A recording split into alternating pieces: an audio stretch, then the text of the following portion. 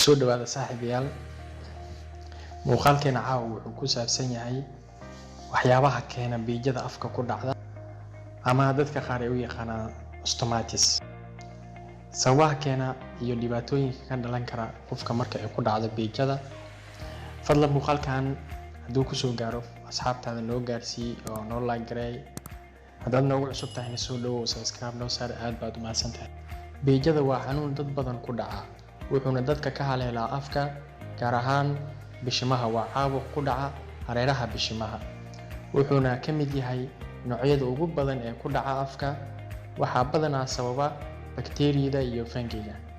Bakteeriyada loo yaqaan Staphylococcus iyo fungiga loo yaqaan Candida albicans ayaa kuwa ugu badan ee sababi kara infekshanka ku dhaca afka.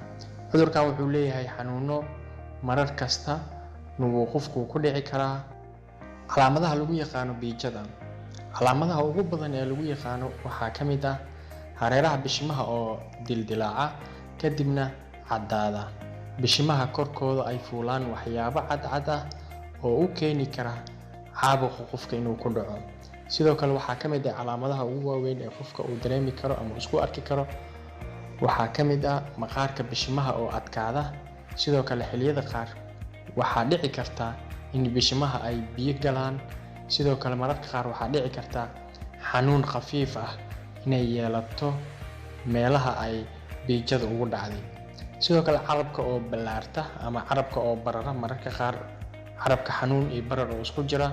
Sidoo kale mararka qaar waxay isku arki kartaa ama qofku isku arki karaa haddii uu dareemayo biijo in calaamado kale oo badan, balse calaamaduhu way kala duwan yihiin ama way kala duwanaan karaan qaarkood.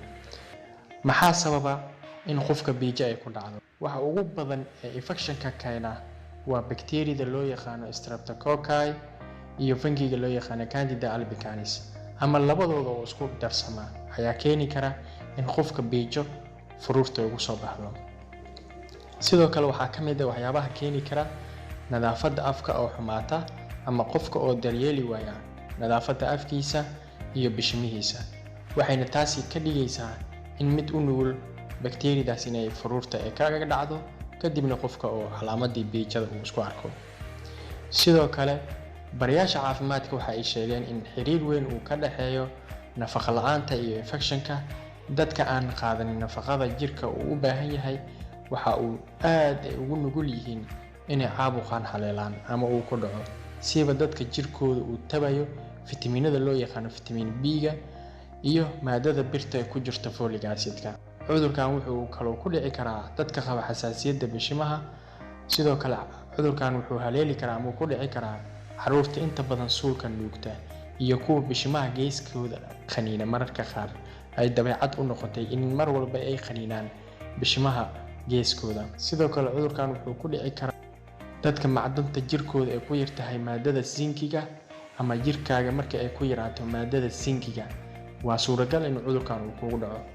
Cudurrada ku dhaca habdheefshiidka jirka, kuwaasoo xaniba in jirku uu qaato nafaqooyin u baahan yahay, ayaa sababi kara in uu qofka qaado cudurkan la yiraahdo biijada. Waa maxay dhibaatooyinka ka dhalan kara biijada qofka haddii ku dhaco?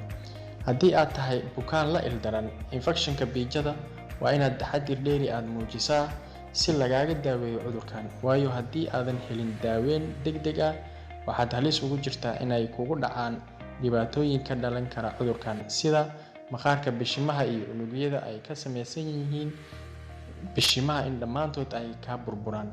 Sidoo kale cudurkan wuxuu ku sii faafi karaa xubnaha kale ee afka. Cunto cunidda iyo wax cabidda oo dhib kugu noqota iyo waxyaabo kale oo badan ayaa ka mid ah caqabadaha ugu waaweyn ee cudurkan laga dhaxli karo. Sidee baa looga hortagi karaa biijada?